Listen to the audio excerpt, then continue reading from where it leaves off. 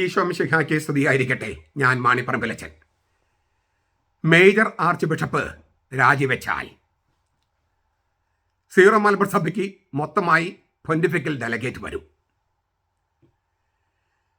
എറണാകുളം അങ്കമാലി അതിരൂപതയിൽ ഏകീകൃത കുർബാന നടപ്പാക്കുന്നതിന് പകരം അഴക്കുഴമ്പൻ രീതി അവലംബിച്ചാൽ അത് മാർപ്പാപ്പയെ അവഹേളിക്കുന്നതിന് തുല്യമാണെന്ന് വത്തിക്കാൻ ഇപ്പം തന്നെ വിലയിരുത്തി കഴിഞ്ഞു.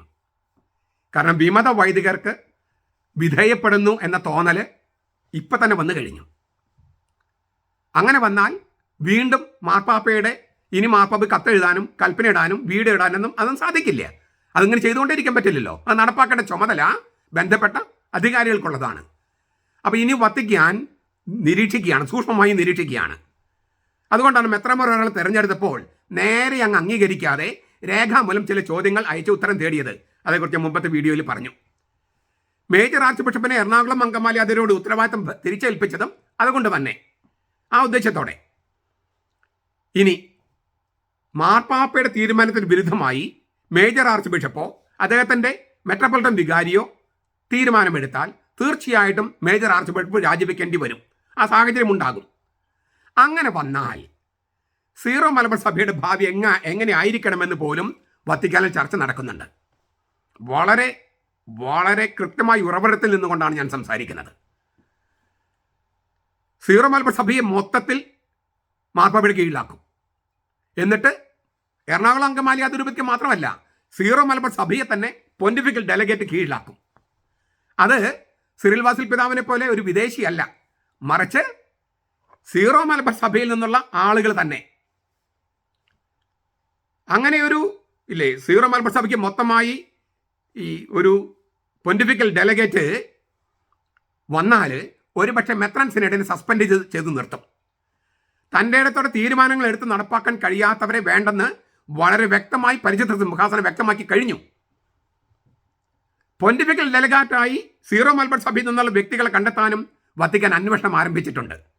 ഇപ്പോൾ തന്നെ ചില പേരുകൾ അവരുടെ മുമ്പിൽ എത്തിയിട്ടുണ്ട്. ഈ ആലോചന ഭാഗമായിട്ടാണ് മേജർ ആർച്ച് ബിഷപ്പിനെ കർദിനാൾ സ്ഥാനം കൊടുക്കേണ്ട എന്ന് തീരുമാനിച്ചത്. അതൊരു മുന്നറിയിപ്പായി ആർച്ച് ബിഷപ്പ് മനസ്സിലാക്കുമെന്നാണ് വത്തിക്കാൻ കരുതിയിരിക്കുന്നത്. മേജർ ആർച്ച് ബിഷപ്പിന് അത് മനസ്സിലായിട്ടുണ്ടോ എന്ന് എനിക്കറിഞ്ഞുകൂടാ. ഏതായാലും ഫെബ്രുവരി മാസം വളരെ പ്രധാനപ്പെട്ടതാണ്. ഫെബ്രുവരി മാസത്തിൽ നിർണായകമായ ചില തീരുമാനങ്ങൾ അല്ലെങ്കിൽ ചർച്ചകൾ വത്തിക്കാനിൽ നടക്കാൻ സാധ്യതയുണ്ട്. സാധ്യതയെന്നാൽ അതിൻ്റെ കൂടുതൽ വിശദാംശങ്ങൾ പറയാൻ എനിക്ക് കഴിയില്ല. അതായത് എറണാകുളത്തെ സംഭവ വികാസങ്ങൾ അവർ നിരീക്ഷിച്ചുകൊണ്ടിരിക്കുന്നു. ഇപ്പം നടക്കുന്ന ചർച്ചകളും തീരുമാനങ്ങളൊക്കെ അറിഞ്ഞതിന് ശേഷം ഫെബ്രുവരി മാസത്തിൽ അതിൻ്റെ ചില പ്രാരംഭ ചർച്ചകൾ നടക്കും. ബാക്കി തീരുമാനങ്ങൾ മുന്നോട്ട് പോകും. നിർണായക ചർച്ചകൾ നടത്തിക്കൊണ്ടിരിക്കുകയാണ്. വത്തിക്കാൻ വളരെ സൂക്ഷ്മമായി നിരീക്ഷിച്ചുകൊണ്ടിരിക്കുകയാണ്. അതിനുള്ള എല്ലാ സംവിധാനങ്ങളും വത്തിക്കാനുണ്ട്, ഇപ്പോൾ പ്രത്യേകിച്ചുണ്ട്. ഓരോ ദിവസത്തെയും കാര്യങ്ങൾ സൂക്ഷ്മമായി നിരീക്ഷിക്കാനും സകല രേഖകളും പരിശോധിക്കാനും സംവിധാനമുണ്ട്. ഞാനത് ആവർത്തിക്കുകയാണ്. ഇതൊരു വെറും ഒരു ഊഹം വെച്ചിട്ടോ അഭ്യൂഹം വെച്ചിട്ടോ എൻ്റെ ഭാവനയോ ഒന്നുമല്ല. കൃത്യമായ ഉറവിടങ്ങളിൽ നിന്ന് ഇതിനകത്ത് കൂടുതൽ വിശദാംശങ്ങൾ പറയാൻ എനിക്ക് അനുവാദമില്ല.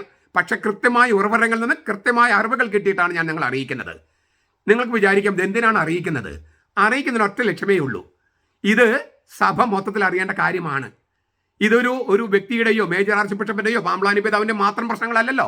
സീറോ മലബാർ സഭയുടെയും കത്തോലിക്ക സഭയുടെയും ക്രിസ്ത്യാനികളുടെയും ഒരുപക്ഷെ ലോകത്തെ സകല മനുഷ്യരുടെയും പ്രശ്നമാണ്. ഒരു സമുദായത്തിലും ഒരു സംഘടനയിലും ഇത്തരം അഴകുഴമ്പൻ രീതികൾ പതിവില്ല.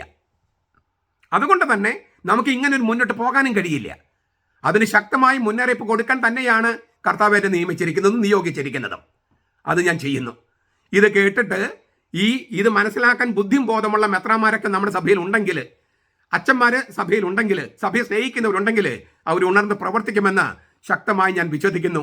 പരിശുദ്ധാത്മാവ് അവർ പ്രചോദിപ്പിക്കുമെന്നും ഞാൻ കരുതുന്നു.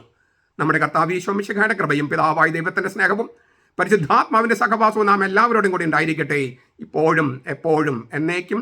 ആമേൻ.